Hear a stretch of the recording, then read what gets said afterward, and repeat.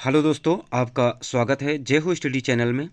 आज हमारा टॉपिक रहेगा जो है वाक्यांश के लिए एक शब्द, जो लेखपाल की दृष्टि से बहुत महत्वपूर्ण टॉपिक है। देखेंगे जो है पहला क्वेश्चन चलते हैं, और पहला क्वेश्चन है कि जिसकी सारी कामनाएं पूर्ण हो गई हों। तो जिसकी सारी कामनाएं पूर्ण हो गई हों उसको बोलते हैं आप्त काम। जिसका अहंकार चूर हो गया हो उसको बोलते हैं आत्मगर्व। क्रोध करने वाली स्त्री क्या कहलाती है? भामिनी। लौट कर आया हुआ क्या कहलाता है? प्रत्यागत। जिसे अक्षर ज्ञान हो साक्षर, और जिसे अक्षर ज्ञान ना हो उसको बोलते हैं निरक्षर। बौद्ध भिक्षुओं का पहनावा क्या कहलाता है? चीवर, या इसी को कांसाई बोलते हैं। इसके बाद आगे देखेंगे, बौद्ध भिक्षुओं के रहने का स्थान क्या कहलाता है? बिहार या बौद्ध मठ कहलाता है। हरा भरा मैदान क्या कहलाता है? साद्वल। जो सदैव हरा भरा रहे हुए क्या कहलाता है? सदाबहार।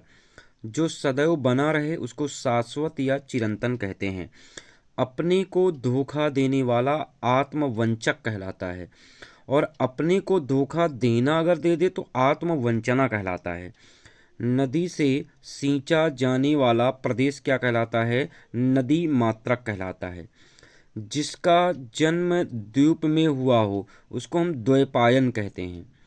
इसके बाद आगे देखेंगे, चंचल आंखों वाली नायिका क्या कहलाती है? लोलाक्षिका। और सुनहरी आंखों वाली नायिका क्या कहलाती है? सोनाक्षी। घुंघराले बालों वाली नायिका क्या कहलाती है? काकुली। दो मकानों के बीच की गली क्या कहलाती है? अंतरिका। इसके बाद यहाँ से एक क्वेश्चन हर पेपर में आता रहा है, तो इसको आप अच्छे से ध्यान देंगे।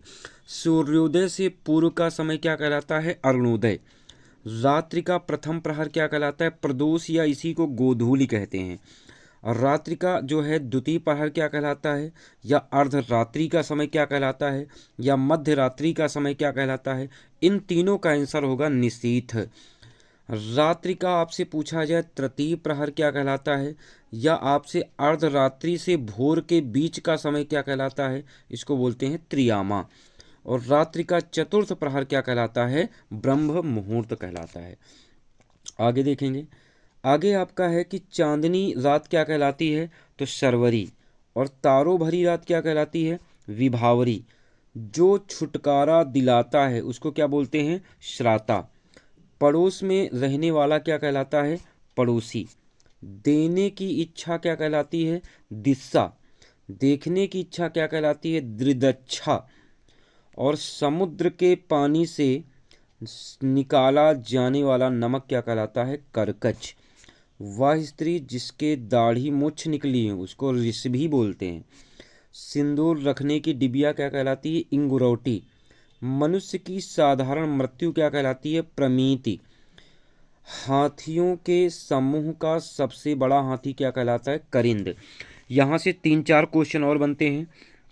एक आपसे पूछा था हाथी के ऊपर बैठा व्यक्ति क्या कहलाता है? महावत। एक आपसे पूछा जाता हाथी को हाँकने का कुश क्या कहलाता है? तो अंकुश। और एक आपसे और क्वेश्चन बनता है हाथी का बच्चा क्या कहलाता है? तो कलभ। चीन से आने वाला कपड़ा क्या कहलाता है? चीनांसुक। जिसमें बाण रखे जाते हैं क्या कहलाता है? तुड़ीर। किराए पर चलने वाली मोटर गाड़ी क्या कहलाती है? आप कहेंगे कि टैक्सी कहलाती है।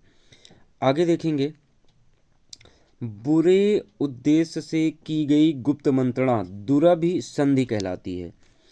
ऐसी जीविका जो आकस्मिक हो उसको बोलते हैं आकाश वृत्ति। सुंदर एवं बड़े केसों वाली स्त्री क्या कहलाती है? केसिनी।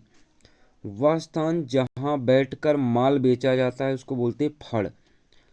नारियों का समूह क्या कहलाता है? नारी वृंद। और पुरुषों का समूह क्या कहलाता है? पुर वृंद। भेड़ बकरियों का समूह क्या कहलाता है? रेवड़। ऊंटों का समूह क्या कहलाता है? काफिला। इसके बाद आंखें देखेंगे, आंखों की बीमारी क्या कहलाती है? दृष्टि दोष। जिसकी पहले से कोई आशा ना हो अप्रत्याशित कहलाता है। इसके बाद देखेंगे, सेना का वह भाग जो सबसे आगे रहता है उसको बोलते हैं हरावल। वह स्त्री जिसका पति जीवित हो उसको बोलते हैं सधवा, और वह स्त्री जिसका पति जो है जीवित ना हो उसको बोलते हैं विधवा। यानी कि आपका जिस स्त्री का जो है क्या पति मर गया हो उसको बोलते हैं विधवा, और जिस स्त्री का पुत्र और पति दोनों जीवित ना हो उसको बोलते हैं अवीरा। शिशु संबंधी अवस्था क्या कहलाती है? शैशव। नित्य दीन दुखियों को भोजन देने की व्यवस्था क्या कहलाती है? सदावर्त। कन्या जिसके विवाह कर देने का वचन दे दिया गया हो वागदत्ता कहलाता है।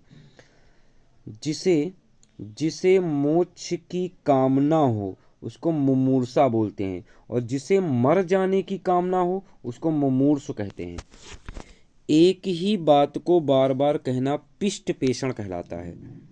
रंगमंच के पर्दे के पीछे का स्थान नेपथ्य कहलाता है। इसके बाद आगे देखेंगे, हवन में जलाने की लकड़ी क्या कहलाती है? तो आप कहेंगे समिधा कहलाती है। बिना पलक झपकाए हुए निर्मिमेष। गोद लिया हुआ पुत्र दत्तक कहलाता है। जिसका बायां हाथ बहुत तेज चलता हो क्षिप्रहस्त कहलाता है, और जो बाएं हाथ से लिखता हो उसको सव्यसाची कहते हैं। ऊपर की ओर उछाला या फेंका गया, ऊपर की ओर उछाला या फेंका गया उच्छिप्त कहलाता है। जिस पर अभियोग लगाया गया हो अभियुक्त। आदि से लेकर अंत तक आद्योपांत कहते हैं। राजभवन के अंदर महिलाओं का निवास अंतःपुर कहलाता है।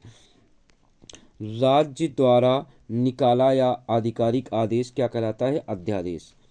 पैर से लेकर सिर तक अपाद मस्तक। उत्तराधिकार में प्राप्त संपत्ति क्या कहलाती है? रिक्त। युगों से चले आने वाला क्या कहलाता? सनातन। इसके बाद आगे देखेंगे, ऐसा कवि जो तत्काल कविता करता हो उसको बोलते हैं हम आशु कवि। इसके बाद आगे है, जिसे अपने कर्तव्य का बोध ना हो किम कर्तव्य विमूढ़। जो एक स्थान पर टिककर ना बैठे उसको ययावर बोलते हैं। जंगल में लगने वाली आग क्या कहलाती है? दावानल। और पेट में लगने वाली आग क्या कहलाती है? जठरानल। क्रास है ये आपका। और समुद्र में लगने वाली आग क्या कहलाती है? बड़वानल। ठीक है। जिस स्त्री के पुत्र व पति ना हो उसको क्या कहते हैं? अवीरा। कंजूसी से धन व्यय करने वाला क्या कहलाता है? कृपण। और जो बहुत कम खर्च करता हो उसको बोलते हैं मितव्ययी। हवन की सामग्री क्या कहलाती है? हवि। स्त्री एवं पुरुष का जोड़ा क्या कहलाता है? दंपति। प्रेम एवं प्रेमी का जोड़ा क्या कहलाता है? युगल। इसके बाद आगे देखेंगे, आगे आपका बनेगा कि किसी संस्था के 25 वर्ष पूरे होने पर मनाई जाने वाली जयंती, तब आप कहेंगे कि रजत जयंती। और 50 वर्ष पूरे होने पर स्वर्ण जयंती, 60 वर्ष पूरे होने पर हीरक जयंती, और 75 वर्ष पूरे होने पर प्लेटिनम जयंती, और 100 वर्ष पूरे होने पर शताब्दी मनाई जाती है। तो आज के लिए हम इतना ही रखेंगे। आप इसका एनालिसिस करेंगे और एग्जाम व्यू की दृष्टि से बहुत रहेंगे। एक दो क्वेश्चन आपका लेखपाल की दृष्टि और हम बताना चाहेंगे।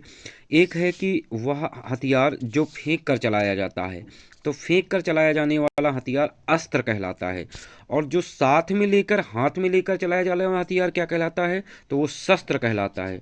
ये दोनों भी एग्जाम की दृष्टि से बहुत इंपॉर्टेंट रहेंगे।